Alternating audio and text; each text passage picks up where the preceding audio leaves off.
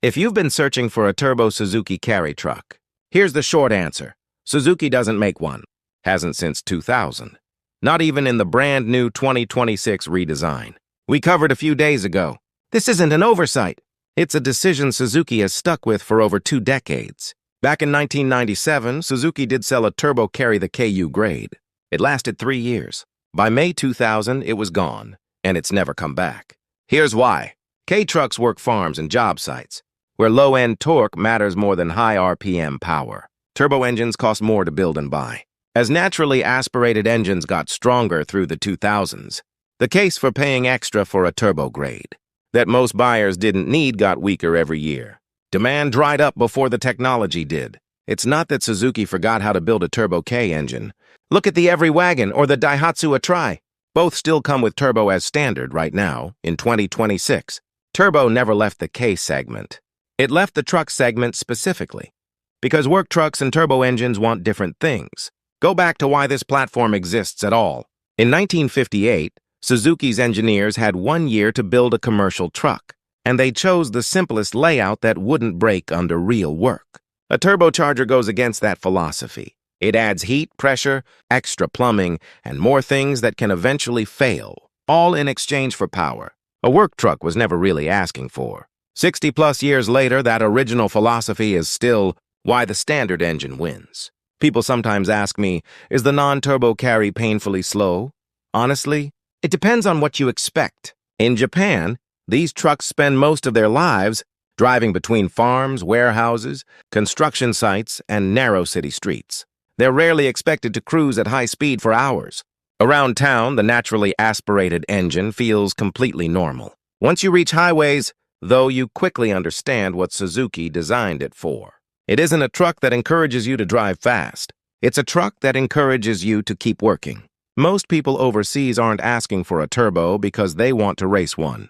They're asking because highways outside Japan are different. In many parts of America, Canada, and Australia, traffic moves much faster than it does on rural Japanese roads. A little more power sounds attractive. I completely understand why people ask. But Suzuki looked at the people, actually. Buying new trucks in Japan, not enthusiasts overseas. And those buyers overwhelmingly preferred simplicity over horsepower. So if you want more power out of a carry today, factory options are off the table. But aftermarket isn't. Here's something that surprised me when I looked into it. Shops that actually install a turbo or supercharger. Conversion on a carry are rare. I don't know of a single one near me. If you want this done, you're searching the whole country, not your local area. Japan is a big place, and somewhere out there, a shop like this might exist. But my honest instinct is assume it doesn't. And if you do find one, expect it to be expensive and expect some risk. Here's how the aftermarket side of this actually played out. Back when the previous generation carry, the DA63T, was current, you could buy a genuine bolt-on turbo kit for it. A proper IHI turbocharger setup, priced around 550,000 to 590,000 yen, pushing output from 50 stock horsepower, up to about 62. When the current DA16T generation replaced it, that turbo kit didn't carry over. What took its place wasn't even a turbo, it was a supercharger kit. And a more expensive one at that, around 660,000 yen for parts alone, with installation adding another 90,000 to 165,000 depending on the shop. And today, in 2026, neither one exists anymore. Both kits are discontinued.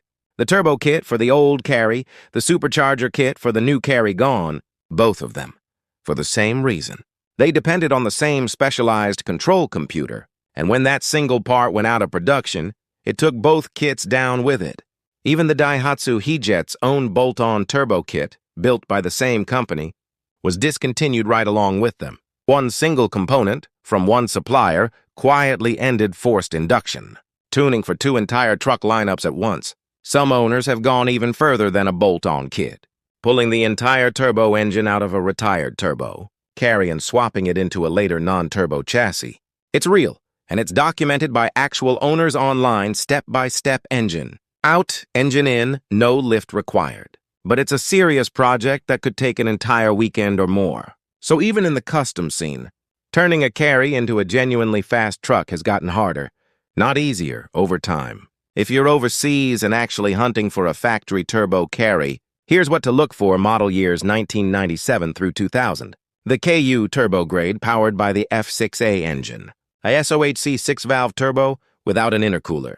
That's the whole production run. Suzuki never made another one after May 2000. Good news on timing whether you're in the US, Canada, the UK, Australia, or most other countries with age-based import rules. Those 3 turbo years are old enough. Now that age itself won't be the thing stopping you. Import laws still vary by country, so check your local rules, but this isn't a truck you need to race a deadline for. Here's the modern reality from where I sit. In my own dealership, I honestly can't remember the last customer who asked me, "Can you find me a turbo carry?" People ask about mileage, 4-wheel drive, air conditioning, automatic transmission, rust. Almost nobody asks about horsepower. That tells you everything about what these trucks are, actually bought for in Japan. And personally, this is just my own opinion. As someone who's sold and driven a lot of these trucks, I don't think you need one unless you have a specific reason. Here's why. A turbo doesn't damage your air conditioning directly, but it does add heat, real heat, hundreds of degrees, radiating right there in the engine bay. On a small K engine, that heat plus a hard-working AC compressor, both drawing off the same small engine at the same time, is a lot to ask. Push the throttle under boost with the AC running hard in summer traffic, and you can feel it under hood temperatures. Climb, the engine protects itself and power fades, right when you wanted more of it. It's not that the AC breaks. It's that turbo and AC are both asking the engine for something. At the same time, on a platform that was never built with much to spare. Factory turbo trucks, back when Suzuki still made them, were engineered around that problem. Proper heat shielding, cooling designed in from the start. Aftermarket kits don't get that luxury, which is exactly why every serious kit comes with a bigger radiator. And an oil cooler as standard advice, not an afterthought. So weigh it honestly. More power, yes. But more heat, less AC performance when you need it most, and a truck that's no longer the simple, low-maintenance machine. It was built to be, unless you have a real reason to chase horsepower, I'd leave it stock. Worth knowing before you go the modern aftermarket route. If you can even find a shop that still does it, this isn't a weekend job. Shops installing these kits typically keep the truck for about a week. And once you've done it, you've built something. Suzuki itself has never sold a genuinely fast carry at the cost of the simplicity that made this truck worth buying in the first place. That's probably why the carry has survived for nearly 70 years. Not because it's exciting, not because it's fast, because farmers kept buying it, builders kept buying it, small businesses kept buying it, generation after generation. Sometimes the smartest engineering decision isn't adding more technology, it's knowing when not to. And that may be the real reason Suzuki never brought the turbo back. That's the Suzuki carry in a nutshell. Simple, reliable, easy to fix, and intentionally never built around a turbo.